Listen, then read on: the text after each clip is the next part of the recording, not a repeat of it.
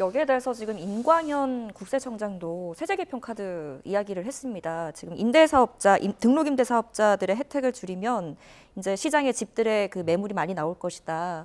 이 목소리에 충분한 설득력이 있다라고 이야기를 했는데 이재명 대통령이 집권 초기에 그 세금으로 집값을 잡는 것은 최후의 카드이다라고 이야기를 했는데 벌써 집권 2년 차에 세제 개편 카드를 꺼내 든다는 것은 임계점에 다다랐다 이렇게 봐야 됩니까? 어떻게 해석해야 될까요? 여러 가지 해석할 수가 있는 부분이 있겠죠. 특히 네. 최근에는 지금 반도체 업계의 호황으로 인해서 조만간 50조 원이 넘는 돈이 시중에 풀릴 가능성이 높다라는 여러 가지 그런 보도가 있지 않겠습니까? 예. 자칫 잘못하면 그 돈 전부가 상당 부분이 부동산 시장으로 흘러 들어갈 수가 있습니다. 일부 지역의 경우에는 지금 현재도 부동산 가격이 들썩거린다는 여러 가지 보도가 있는 상황인데 네. 만약에 50조 원에 그런 금액이 풀린다고 한다면 부동산 가격은 천정부지로 오를 수가 있을 것 같습니다. 그렇기 때문에 사전에 여러 가지 정부 차원에서는 부동산 정책과 관련된 입장을 명백하게 보여줄 필요성이 있는 게 아닌가 생각이 드는 것이고요.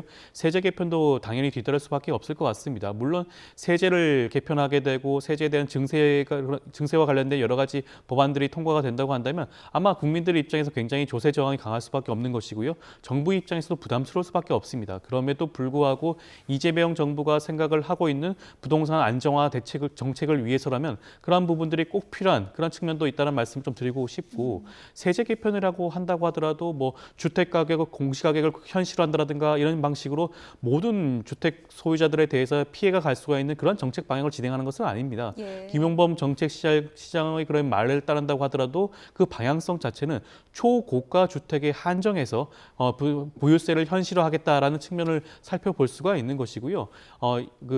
지금 국세청장의 말도 마찬가지입니다. 지금 임대사업자의 경우에는 사실상 서울 지역에 6만 8천 호 정도의 세대가 묶여 있다고 하고 한다는 그런 평가가 있는 것이거든요. 예. 임대사업자에 부과되고 있는 여러 가지 양도세 중과 혜택을 철회한다라든가 감소시킨다고 한다면 6만 8천 호에 대한 서울 시내 아파트가 풀려 나올 수 있는 그런 가능성도 있는 겁니다. 당장 주택 공급을 하는 것은 현실적으로 한계가 있을 수가 있죠. 정부 입장에서 주택 공급에 대해서 소홀히 하지 않을 가능성은 충분히 있다고 합니다. 그렇지만 현실적으로 즉각적으로 주택이 공급되는 부분에 있어서는 일정 부분 한계가 있다 보니 지금 국세청장이 말하는 것처럼 여러 가지 주택 공급을 현실적으로 공급할 수가 있는 여러 가지 실효적인 대책들을 마련할 수밖에 없다는 측면을 좀 고민을 해봐야 되지 않을까 싶습니다.